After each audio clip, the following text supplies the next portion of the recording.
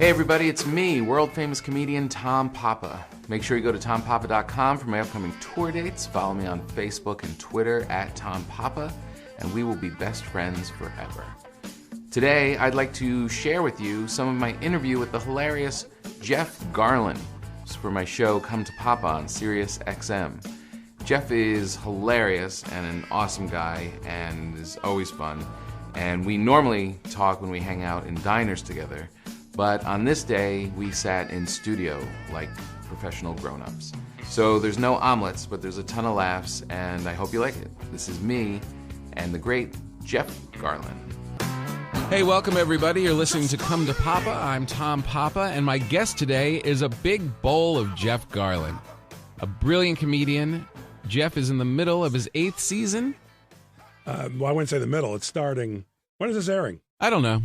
All right, it's on now. But it's the 8th season. It's the 8th season starting on this Sunday, but it could be in the middle of the season this airs. I don't know. Playing Larry David's manager on Curb Your Enthusiasm, Yes. a show that Jeff also executive produces. Yes, I do. Jeff is a mainstay on television with appearances I'm in a a mainstay. lineup. They tried taking me off. The list but is I too just- long. I just stay on TV. I'm not even going to name everything because it's too long. It's way It too literally long. is too long. His film work includes 2 of the greatest animated films in Toy Story 3 and WALL-E, Yeah. which I think is the best of all time, that you are the main guy. Thank you. Amazing. And as well as his own film, Someone to Eat Cheese With, which he wrote, directed, starred in. Yeah. Jeff Garlin. Tom Papa. Your background is in improv. Your live shows are exciting and unpredictable. You're constantly dealing with free association. When you're in the middle of free association, how many times do you think of me In while all you're performing? sincerity, Yes. 3 times per minute. Wow. Yeah. Because you don't bring me up that often. No, I don't say your name out loud, but I think to myself, I'm not as good. I'm always comparing myself to you as I'm on stage. Well, I don't want it to be. I go, I'll say something, get a laugh. I go, Tom would have gotten a bigger laugh. I don't want it to be that intimidating. It is very intimidating. Yeah. Well, it's good to see you. We are very good friends. Yes. If our listeners don't know that because they don't see us walking around. Yes. And we've been Yes. trying to hook up for like 6 months. Longer. I mean, it's kind of crazy. I know. Yeah, it is I weird. came to New York to do the marriage ref. Yes, and I came to New York to see that it's canceled. What? Yeah. When did that happen? Well, you haven't told you about that. I've had some Oh, big jeepers. NBC meetings. Oh, no. Yes. Bob Greenblatt wants to talk to you later. Oh, jeepers. Yeah. But I came to New York to do it, and you were in L.A. Mm-hmm. And then, so that was, I don't know how much time. Yeah, no, it's been a but I've been in London. I just came from London. How were the shows? You know, they're not as enthusiastic as you want because they're big No. Curb fans. Yeah. And they tell you, by the way, they tell you, like if you say, hey, you want a chocolate milkshake? Brilliant. Brilliant. They use the word brilliant like they invented it. Maybe they did. They But don't the care. point- They don't really mean no, it's brilliant. and then it took me, I did 5 shows, first Where? couple of shows at the Soho Theater. What's that? Very nice. There's a theater in Nice. Soho. Yeah, it's great. Wow. And then it just took me a couple shows to find my rhythm, and then it was great.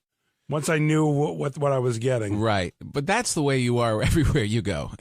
Well, the difference was I made a terrible mistake the very first night. I did all material. You did. Yes. That's not you. No. So I am known for, because if you're listening, Yeah. No. if you're not paying attention even, start listening. But I'm known for going up with literally nothing, and I will make chicken soup. Which is And- amazing to me because I do not work that way at all. No, but I'm always amazed at your material. Everyone just does what they do. Right. The good thing is I'm true to myself. So as the shows went on, I improvised more and more. And why did you decide?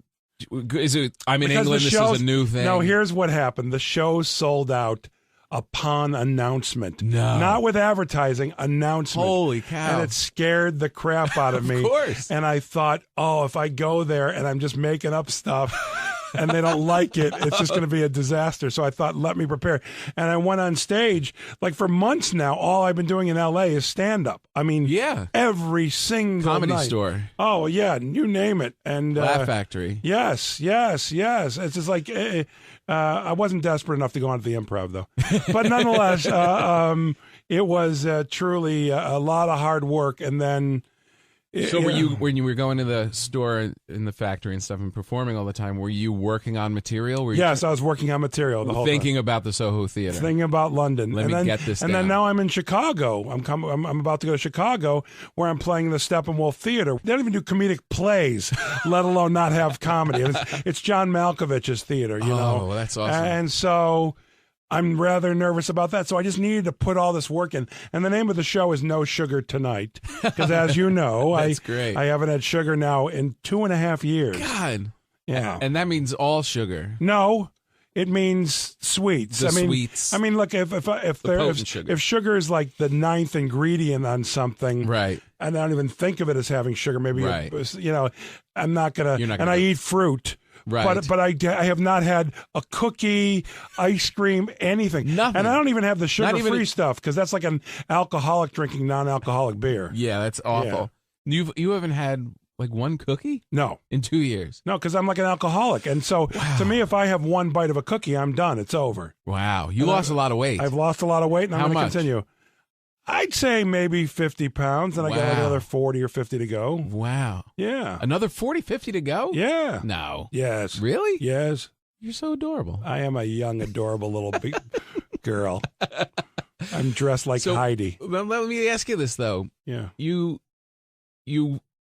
The whole thing that's terrifying to me Yes. about the way you work Uh-huh. is that you just go out and completely freeform. And Yes. it's like, for me, I write all my stuff and I'll loosen up and stuff, but I'm there to do the act. Yeah. Or work on the jokes. Yeah.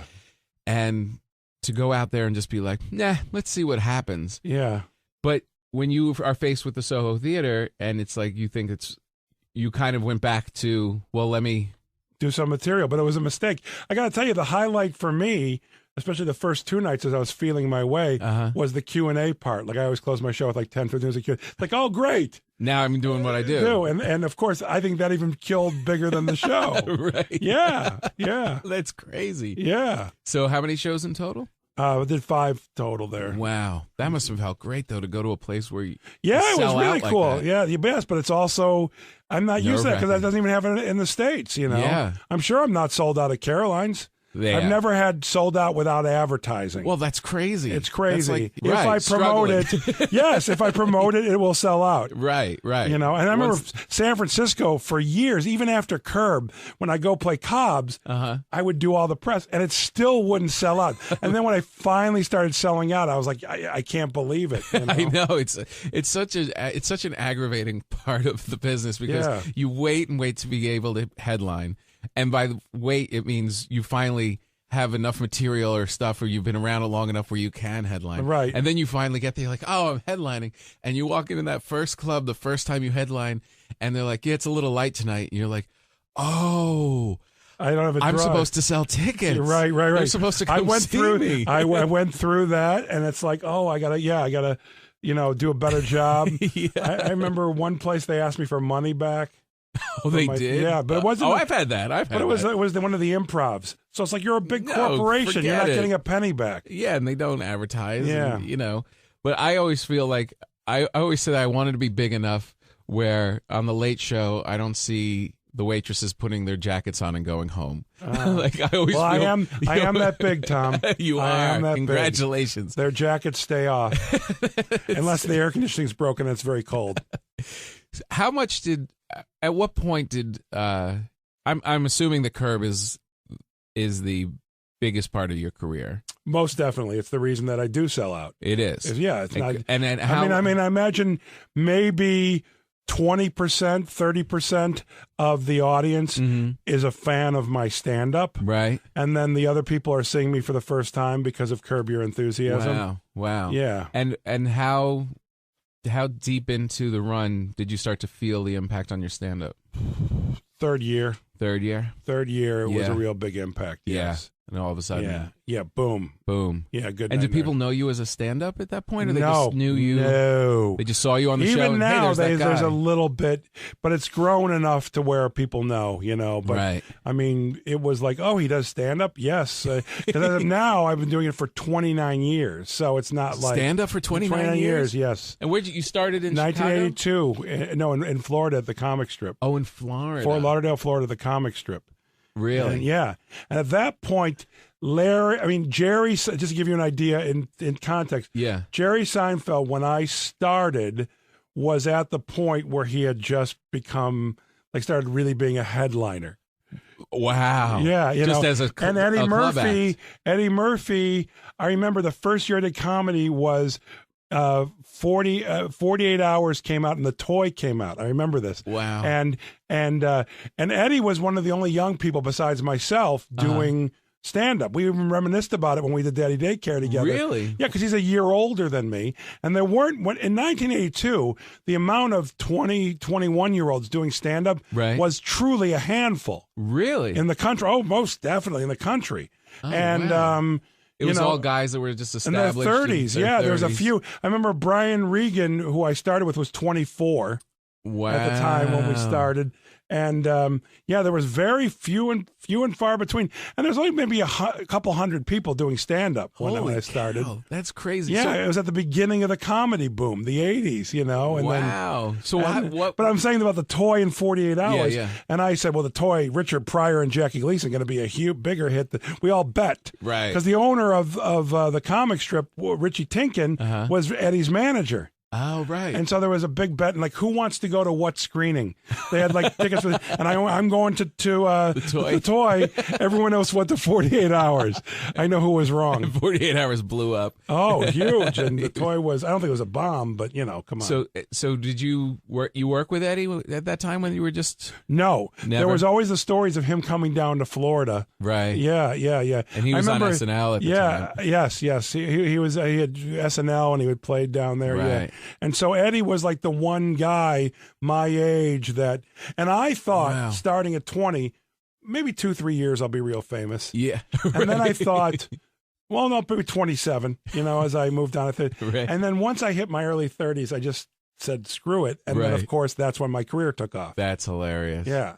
So what kind of balls did you have at 20 when there were no other 20-year-olds doing it? What made you wander in there? Well, I was the funniest kid in school. Right. Funniest kid amongst my friends. Right. And I knew I was inherently funny. Yeah. And also, I was a huge comedy fan. Yeah. Loved not only stand-up, Showtime's The Big Laugh Off, which is the first time I ever saw Eddie. I remember watching HBO had all these specials and stuff, and I was way into it. And I loved SCTV, Monty Python. I was a comedy freak. Junkie, yeah. Oh, my God. Could not get enough. Bought comedy albums. Listened to Cheech and Chong's Big Bamboo over and over. Copied Sister Mary Elephant, Right. I loved comedy. And even older comedy like Jackie Gleason. And I remember the first time I wanted to be a comedian, I was 8 years old. It was 1970 or so. I saw Jimmy Durante perform. Really? And I asked my parents if that was a job. They said it was. And I said, that's the job that I want. Oh, wow. Where'd you see him perform? In Chicago. My parents took me downtown. Wow. And I remember just looking at the people's faces. What was his act like? He sang songs and had little jokes, but the audience loved him. And I was just looking at the audience, looking at him. Yeah. It was really, I was very excited. I want to be that guy. Yeah. That's so amazing. If that's a job. Yeah, if it's a job. I had the same thing. It was like George Carlin. Well, that was a I was great just one, I was just like, that was the first comedy album I ever heard in my friend's basement. And I was just looking at him and thinking, wait, he's a man. This is a man doing this. Yeah. My dad's a man. My dad's not doing that. I want to do what he's doing. Yeah, exactly.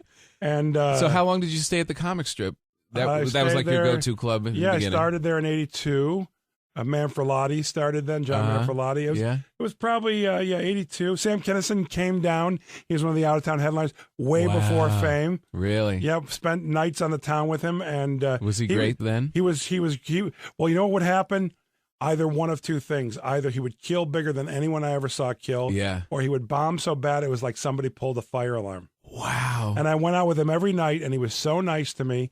Offered me blow every night, which I didn't do. That wasn't me, And but we had a great time. And, that's so amazing. Yeah, and that's kind of it's not that you bombed to the point where it's like they pulled the alarm, right? But that there's always something I admire about guys that can take that kind of a risk, because I'll do well pretty much all the time because of just fear of that silence. Well, let's talk about that for one second. Seriously, okay.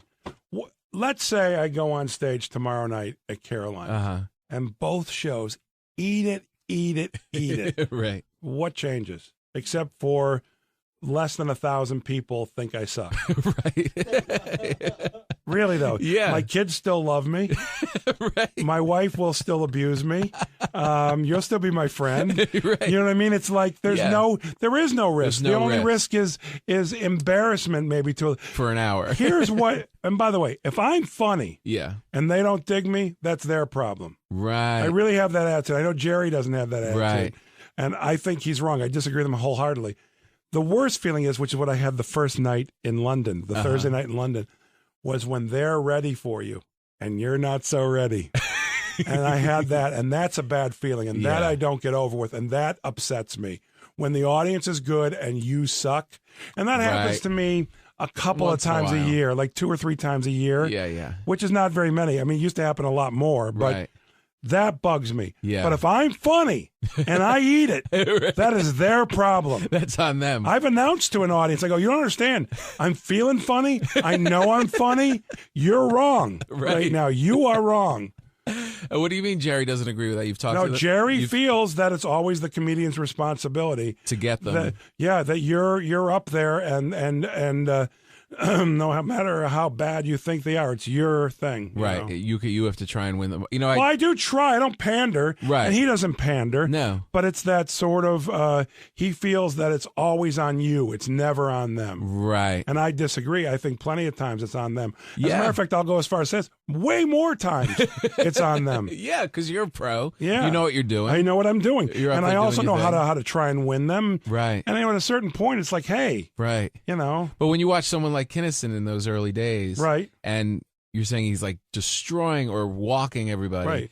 What when is he's it? walking, What is it he's about still funny. What is it about his act that does that? Like, why is it so because polarizing? because it is polarizing. You know what I mean? Right. Because you know why? He's being who he is. He's having an opinion. Right. And he's committed to it. Right. And not every audience is going to dig that. Right. You don't know that. Audiences Especially are almost like a chemical makeup as opposed to even. Yeah, it's true. true. It's just like what throws them in. You know, and there's the emotional factor. What was their day like? Did they all have shitty days? Right. Did they all have good days? What happened in this town? What's their education like? What's the It's a weather mix. like? It's like a roll of the dice. Yeah. Yeah. You're listening to Come to Papa on Raw Dog Sirius XM 99 with my good pal Jeff Garlin. You shot here in New York. I shot here in New York last and summer. I was moving into New York. Yes. To shoot my show, and Yeah. we were literally down the street from each other, and so exhausted we didn't even meet on the corner. I know. It's just so It ridiculous. was like, you're like, how's your apartment? I said, oh, it's great. How's the shoot? It's going great. You're literally at the, my corner of 10th Street. Yeah, filming. It's like, Can you get up? No, I can't. I get can't. up. I'll see you tomorrow. Okay, and I understand. I'll see you at Caroline's. Comedic friendships do not last long if you add guilt to the mix. Oh, please. You no. know, which is just like, you know who's the worst with guilt? Who? I may kill it. It's Jon Stewart. Really? You cannot. If you attempt the slightest guilt, he is no longer your friend. Oh, really? And I've been friends with him for, gosh, maybe 20 years, you know, and Wow. yeah. But I would say he's my number one. You know, like certain people don't suffer fools. Certain, Right. like of all the people I know, they don't suffer fools the most. Well, Jon Stewart does not deal with guilt well. Do not throw guilt his way. He will not be happy. We really about thought you were going to come by. That's Yeah. so Well, guilt is useless, you know. Guilt so. is terrible. Oh, it's horrible. It's terrible. It's horrible. You know, it's amazing. Like, I And realize. I'm a Jew, so I know guilt. Do you have a man. lot of So- guilt with your wife? She tries. Yeah. So Doesn't work anymore. I'm actually kind It of immune doesn't? to guilt. Nope. Really? That's when I started doing transcendental meditation, man. When did you start that? I started that a couple years ago, and that TM Every day? every day, twice a day. Twice a day? Yeah, 20 minutes twice a day. I do 20 minutes once a day. TM, we talked about TM. I don't know if we did. Yes, we did. We did? Yeah, because Jerry's the one who started getting me hooked. Oh. I went and started again. Yeah, he obviously got you hooked too. Yeah, right? he did. Yeah. Yeah. You only do it once. You do it in the morning. because It's hard. The I don't afternoon one is understand hard the one. morning. I don't understand waking up and meditating. It's like Okay. you just slept for 8 hours. No, it's good in the morning. It's better in the morning. It is? Yeah, and the afternoon's great too. Don't you get sleepy and go right back to sleep? I get sleepy. Right now I can nap. I can nap right now, Tom. Do you not understand it? With everyone sitting here waiting for me to answer. That's why I don't Just lay understand. down. Why would you meditate when you just woke up? It's creative. It's great. It is? And it helps me eliminate my wife's guilt. It's necessary. My wife, I realize because I'm here now and she's back in L.A., and I realize how much guilt I live with all the time because I could do whatever I want. Like when I just go out of the house just to go get a bagel, I'm thinking, I got to get back because if I'm going to... Well, here's what marriage is. If people want to know what's marriage... Yeah. Marriage is, no matter what you do, every decision you make, you have to think about somebody else's needs and wants. Absolutely. Everything you do. All the time. And the only break we get is on the road. I know. And they give us crap over the phone. Especially, by the way, because I know you haven't too. When you're gone, let's say more than a week, 2 weeks tops, they are bad. They hate you. They hate. If you have children, they hate you. Yes. I hate you. I always love Lost in Translation. Bill Murray. That scene where he's in the bath when he calls home. That is just like and she's just being that passive aggressive. I have to find out if I ever meet Sofia Coppola. I've met Bill Murray. I never asked him. I'm not saying I can call him. Yeah. But, next time I see him, I have to ask him. He had to have improvised that because Sofia Coppola, how would she know that? That is so deep inside of a relationship. Different. Yeah, I know. It's so deep. I know. It's just that horrible and I don't know thing. And he's trying to be thing. upbeat. And she was married to an artist. What's his name? Jones, Spike Jones. Right. And now she's with a rock and roll. She's married. I think she's married. Has a kid with a drummer for Phoenix. I think she's like with one of the guys from Phoenix. Oh, really? Yeah. So she's with these artists. Yeah. So how could she know that? Know that? Yeah. He had to have improvised that. I think he did. He's an improviser. He did. Oh, he's so brutal. Just those little things because they don't realize. I watched that scene with my jaw down. That scene. Yeah. That scene, by the way, I'll go as far as to say is the best marriage scene of all time. One guy agree. in the phone in a tub is the best marriage scene I've ever seen in my life. I agree. Yeah. It is so painful. Yeah. Because it's that thing on the road where they know it's so hard because, look, we're on the road right now. Right. And we're having a great time. We're with each other. By the we're way, in a different city. I can't say I've ever had that intimate a relationship with a young girl who hanging out with like that. But I've hung out with plenty of cool girls, young and old. Yeah. Nothing sexual, happening, but that close. You know what I mean? Yeah. Like where you have like this, like, wow, I just met this girl and we're hanging out.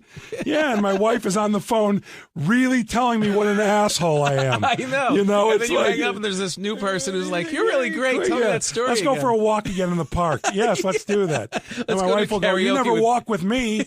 Yeah, but you're not nice to me. Right, but you hate me during the walk. You hate me during the walk. Can I use that? Yeah. Oh, please. Because I have a walking thing that hasn't worked yet. Oh, really? Where I don't want to go for a walk with my wife, and that'll be it. Yeah. Oh, that's great, because you hate me during the walk. Well, you walk with a dog because a dog likes you. Yes, You hate me during the walk. That's great. That's great. Thank you. You're welcome. That's a beautiful gift. You're listening to Come to Papa on Raw Dog Sirius XM 99. Was Come to Papa the name of that TV show you did? Yeah. I did a TV show called Come to Papa on NBC, and it only lasted for 4 episodes. And I'm like, but the name was so great. I got to do something else with the name. Right. So now here I am. It is a great name. It is. Come to Papa. Come to Papa. Yeah. Yeah. I just did an interview myself for the marriage ref on some other radio station. Goats and Magoats? No, the guy called me. People will screw up my name sometimes and say Tom Papa or Papa. And, it's Papa. And this guy, I couldn't even, it was so bad. I never heard of in all my life of being Tom Papa. I never heard. We're on the phone right now with Tom Pepe. Really? Tom Pepe from the marriage rep. I was like, who the hell is this? Do you know what's an amazing thing that people like you and I see is the amount of incompetency in journalism and in broadcasting. Yeah. Where I'm not saying there's so much the pronunciation, whatever, but you're on with these people and they have no interview skills whatsoever. Right. I've been interviewed by journalists where I'm thinking, really, how did you get this job? Right. Does your brother own the paper?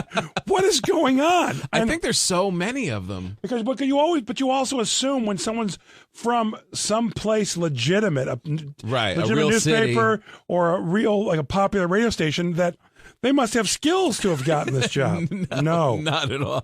We're going to be right back with Tom Pepe. Tom Poo. I didn't even correct him because it was hilarious. No, you had to keep it that way. Yeah. I hope someone calls me Tom Pepe. Tom Pepe. But by the way, you also learn with when you see the amount of incompetency, and the different audiences that you face. It goes back to sports. A lot of these GMs and people who own teams don't know what they're doing. No, you're right. You're exactly right. And being a Cub fan, I know that firsthand. This is a tough season. It's the toughest ever. Yeah. Yeah. Toughest ever? Yeah, for me. Really? Yeah. Because you felt like you were on your way to being good. And no, I thought they'd be bad, and this is the first Cub season ever where they've been worse than I thought they'd be. I've never experienced that, and for a Cub fan, that's saying a lot. I remember one year sitting in the bleachers with a friend of mine, and we're watching the game. I go, if Dawson and Maddox weren't on the team, would you even come to the ballpark? He said, no way. The next year, they were both gone. Maddox was on the Braves, and, so it's just is, but I still went to the ballpark. Did you get there this year? I'm actually singing in a few weeks. Are you really? Yeah. Oh, man, that's the coolest. They have the coolest setup there. Oh, it's no great. one else does it. Yeah, it's great. You know what I'm doing on Sunday? You're making love with Derek Jeter's fiance. No, other than that. What? I'm playing at the All-Star game at the celebrity softball you're doing thing. it? Did you ever do it? I did in San Francisco. You did? Yes, the Taco Bell celebrity thing. Yeah, it's fun. You play where's the All-Star game this year? Arizona. Oh, It's going to be about 120 degrees. yeah, that should suck. Yeah. That should suck I'm playing with pretty the Jonas Brothers and Jordan Sparks. Oh, did you get the list already? Yeah. Oh, Ricky Henderson, Goose Gossage. Yeah, Andre might play. He plays in those on occasion. Oh, yeah? Yeah. Goose Gossage Yeah. is the greatest guy. I don't know if he'll remember me, but tell him that really? I said, yes, I met him one spring training when he was with the Cubs. Really? Oh, my God, is he... He's still rocking the mustache. Oh, he's still rocking the mustache, but he's a great guy. And on the field, he was so scary as a kid. Oh, my God. So tough, so intimidating. Scary. The scariest guy ever. And when I tell you, a gentleman. Really? A really great guy. Wow. Have fun, though. I had fun doing good. it, Did you... I'm nervous about it. I'm a little nervous that I'll... don't be nervous because I did little pop-ups and did that crap Did you? too. Yeah. I'm going to run into the wall. As a matter of fact, I said you tried using excuses not to play more. What do you mean? Because I hung out with what's her name? She's been Britney Who's Spears. the Boss? Julianne Moore. No, and Who's the Boss? Alyssa Milano. Oh. So I hung out with Alyssa Milano the whole time, and I'm like, why do I want to leave Alyssa Milano to go run around a field? I just Were you sitting in the dugout? No, I was sitting on the field, like doing play-by-play, like things with Alyssa. Oh, really? And I didn't want to. Why do I want to leave Alyssa Milano? I'm with Alyssa Milano. I'm digging her. We're having a great time. Greatest, yeah. She goes, she said, we have something in common, and I just improvised. I said, yeah, we both have breasts. So you didn't run into the wall or pull a hammy or no? And I saw other people doing it, man, and I laughed. Oh yeah, right, exactly. I'm like, you fool. I guess that you have the. I had the again, Giants trainer. This is where your improv skills By the come way, in handy. And I had the Giants trainer before we did it stretch me, like did a professional baseball stretch. Really? For like 20 minutes. It was awesome. I felt great. Well, that's good. But I wasn't going to go screw things up. You're going for a massage. I batted. I didn't play the field. You didn't play the field at all? They all? haven't asked me back because I was so lame.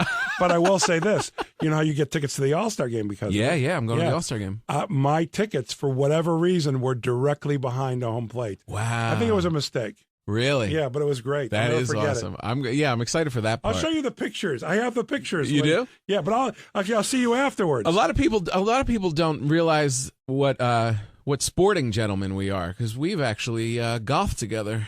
Yes, we have. But I wouldn't call you or I golfers by any stretch. But tell our listeners what happened that day when we were golfing. Oh, you got a hole in one. That's right. You got a hole in one. I completely forgot. Wow. Yes. Yeah. I've never seen one before. And I love it because whenever I tell people that I've had a hole in one, and I say Jeff Garlin. If you have a famous guy that saw your hole in Witness, one, yes, know that it's not like, my Uncle Bob saw it. Well, I'm never going to talk to him. And I had a hole in one. You had a hole in one. I've never seen one. But it was kind of anticlimactic because we just hit it. We're just blabbing and blabbing and blabbing. I hit it, and we just wandered up. Well, hey, that's the key to golf. It's in the hole. Yeah, it was discovered like oh my God, that was it. Yeah, a hole in one. And then you told Richard Kind, and he gave me a call the next day. Congratulations. I heard that you got a hole in one. He's so funny. Did you see A Serious Man? I'm wonderful in it. He really was. He's in that new show that's What coming show? to HBO about horse racing with Dustin Hoffman and Nick Nolte. David Milch. A show about horse Deadwood fame. racing? Yeah. Oh, really? Yeah. Luck. That's right. I have a gentleman from HBO with me. Yeah, Luck. Luck. I'm promoting other shows, not just Curb. I'm promoting other shows. Ask him back. I actually love HBO. You do? I do. That's the greatest. But another thing about HBO is what? Except with a few small exceptions, everyone's been there like the entire time that I've been there. It's not like turnover central. Yeah, it's not as corporate an environment as you would think. Yeah, which is great. Yeah, I have HBO to go on my iPad now.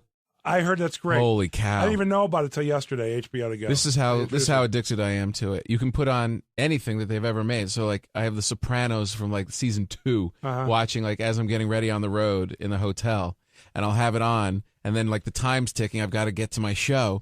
And I'm just running with my iPad. I bring it into the shower. I set it up next to the shower. Still watching Tony Soprano. Brushing my teeth. Still watching Tony Soprano. Go put my suit on. Get ready with the tie. Now he's on the end table. It's the greatest thing ever. I'm watching Joe Piscopo's second HBO special. Oh, well. That's how back I'm going for it. I don't have that old of an iPad. I saw him. Jerry and I were performing in Newark. And... New Jersey, yeah. Did he come? So he came. Oh, did he and Jerry know each other? They knew each other. They had met once before. Is he still huge? He's kind of huge, but he's just Joe Piscopo. He's Mr. New Jersey. He's just like, he kind of has that old kind of timey thing where he just like came out and was like, "Oh, you guys really have the city lit up tonight. Oh, boy." He was saying stuff like that? Yeah. Oh, dear God. It was the coolest. I was like, oh, dear God. You know who's a cool guy is Jeff Bukes. Is it Bukes? Bukes. The guy who's in charge of all of Time AOL is a great guy. Oh, really? Yeah, that's kind of why. I mean, he really is. How do you know? How'd you meet him? I met him when he was strictly at HBO. Oh. And he's really a fun, great guy. I can't say that about people in general. About anybody. Yeah, but I enjoy him. That's very hilarious. Much. So now what's going to happen with all this material that you wrote at the Comedy Store and stuff? I'll do it. You'll still do it? I'll do it, but I'll improvise around it. Right. Yeah, I'll do it. It'll be up there. What's cool about your improvising on stage doing your shows is that it's not all crowd work either. It's very much you going into your own place. It's not, look at the shirt on this guy. I'll go off on a tangent. Yeah. Just out of just imagination. Yeah. But also audiences, man, they help me go down these paths too. Right.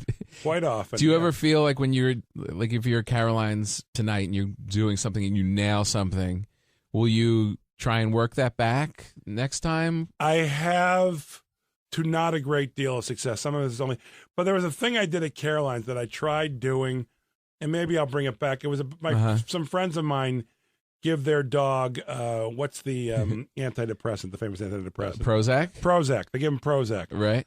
Zoloft is up there, but not Prozac. But anyhow, so they have a pit bull that takes Prozac. Right. I say, I don't want to meet a together pit bull, let alone one that's got emotional. That being said, I'm like, why do you have this pit bull that you feed Prozac to that hates humans? That's what they told me. Right. And then I started talking about a pit bull farm. Like, isn't there a place you can drop it off? And then I started being the guy at the pit bull farm talking about what's going on. And it was one of my favorite improvisations that I did. Mike Birbiglia was in the audience, I remember. Oh, yeah? And also the friends who had the dog. Anyhow, I've been trying to recreate it, and it's just so hard. And you can't get it back. Can't get it back. Do you record your stuff? Always. You do? But even when I listen, I have ADD, I'm not going to listen. Yeah. I even have assistants who transcribe. Oh, really? My stuff, yeah. And still never listen to it, no, never bring it back. We got 2 minutes, Tom. 2 minutes? I don't 2 minutes. What if I want to keep going longer? What if I told you do 2 minutes and 30 seconds? There ain't nothing to worry about. You don't think so? 240? You're in big trouble. That's your improv skills again. That's my improv skills again, yeah. What are we going to do when we get back to LA this summer? What do you want to do? Well, what we normally do, go lotion shopping. We had all the lotion shops. Well, that's the first week. Yeah, and then we discussed the difference between creams and lotions. That's the first week. Well, you know what we got to do? What? My lease is up. On your car? Yes. Really? This is how I know we've been friends for a long time. We've been through a couple lease cycles. Yes, we have. No, but we should go just looking at cars. How about Cadillac? You know, I think about the CTS and the CTS-V. You look but like... it's so irresponsible. Is it? Yes. Why? Because it doesn't get good mileage. It does. No, well, the V doesn't. Pretty good. The C. No. But with all the other CTS, people that are saving on the gas with the Prius, I'll just and take stuff, advantage and even things out. You No. just kind of even it out. I can't. Don't forget, I wrote a book about that. I know. And I had dinner with what's his name, Kennedy last night. Bobby JFK? Kennedy. Bobby Kennedy. Oh, Bobby Kennedy. Yeah. Wow. How's I he mean, his doing? son. Oh, his son. Yeah, not the ghost of Bobby Kennedy, but yeah. So, and he's so green, you had and I'm a dinner member of NRDC, and so is he. And I feel like a Really? fraud if I don't you need to ride a drive. big Cadillac. I don't need to get a Prius. You know what I mean? No, you wouldn't fit in a Prius. I do, but barely. Eh. But the point being is, I can't go to the extreme. All right. Well, how It's got to about be 6-cylinder 6-cylinder? or a 4 with a turbo. Are you In love, somewhat? you bet I am. Are I'm you? thinking the BMW 335i, which I've been talking about for a long time. Isn't that with a what's stick? How's that not a Cadillac? No, it gets better miles than a Cadillac. It does. Yeah, it's a 6-cylinder with a turbo. If you had a Cadillac, would you keep an unlit cigar in your mouth all the time? Only when driving with you, and I would say things like, "Hey, you got New Jersey lit up tonight, pal." You got the place really lit up. You do. That's what I would do. I'd say Piscopo things. Well, unfortunately for our listeners, they don't get to hear us, but we're going to keep talking for the rest of our lives. Yes, we are. We are. But this is a normal conversation. Right. Just maybe heightened a little bit. A little bit. Yeah, but I'm saying but this is the way But this is broadcasting also- should be. And this is what's so great about this show is that we are really good friends, but Right. there's a lot of stuff I don't know. Right. Like I can really I never know like what you're thinking or what But you're you really also doing and I or- both have a skill for conversation, Right. like this, which Right. is good. Yeah, and Yeah. we have good lotions. Because we do our due diligence. We're out there in the lotion shops looking at the new models. All right, I'll see you in LA. Okay, Maria. Thanks, handsome. 8th season? Well, I wouldn't say the middle. It's starting. When is this airing? I don't know.